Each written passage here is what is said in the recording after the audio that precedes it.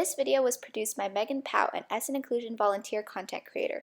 Business emails can be used for a lot of things, like communicating with coworkers and customers, scheduling meetings, sharing information, and asking questions. So, let's say you have a question for your boss or coworker about something you're doing for your job. You need to write a business email to ask them the question. There's a specific format for business emails. An email to a coworker would be in an informal tone. Here is an outline of a business email. The structure of the email will be the subject line, the salutation, the body text, and the signature. On the first line, there are three things: to, CC, and BCC. There are different circumstances where you use each one. If you expect a direct response or action, use the to field. When you're sending an email to just one person directly, also use the to field. The recipients in the to field will be visible to everyone. If someone is not meant to be a direct recipient, use the CC field. Usually the CC field will be a group of people. All the names will be visible to all the other recipients of the email. The to and CC fields can be used together if the email is directed specifically at some people, but you also want others who are not the direct recipients to see it. If you are sending an impersonal email to a large list of people, use the BCC field. The names in the BCC field will not be visible to any of the other recipients. So if you want to protect the privacy of recipients who don't know each other, you can also use the BCC field. In the case of a business email that is sent to ask a question to a coworker, multiple coworkers, or your boss, to and CC would be the best. I will be writing an email to show the proper format. It will be me asking my coworker Isabella a question about a work project deadline. First, you open your email and click the Compose button. You will then put in the email of the person you want to ask the question to. In this case, it will be my coworker Isabella's email. I'll be using to because this is a direct email to Isabella. The subject line is here. It is the first part of the email your reader sees. It should be short, around 6 to 10 words, and specific.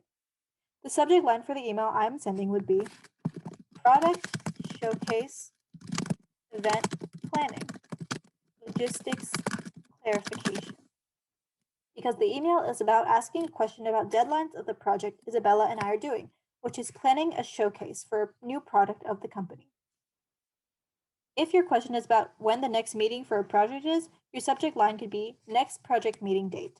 The subject line will be different depending on what question you have. Next is the salutation, which is how you greet the reader. Usually the word dear is used. An example of this is dear and your reader's name.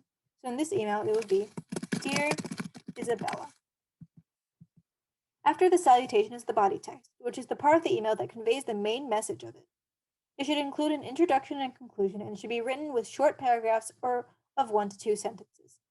The introduction for this paragraph would be the date of the product showcase is approaching, and I have a question about the deadline. Next, you would write what questions you have. This email is about the deadlines, so it could be written like this. When is the deadline for ordering the catering for the event? Other questions can be written in the same way. The conclusion for an email asking a question could be, please let me know as soon as you can. Finally, is your signature or closing. It can be many things, including regards, sincerely, thank you, and many more. Thank you would be appropriate for an email asking a question.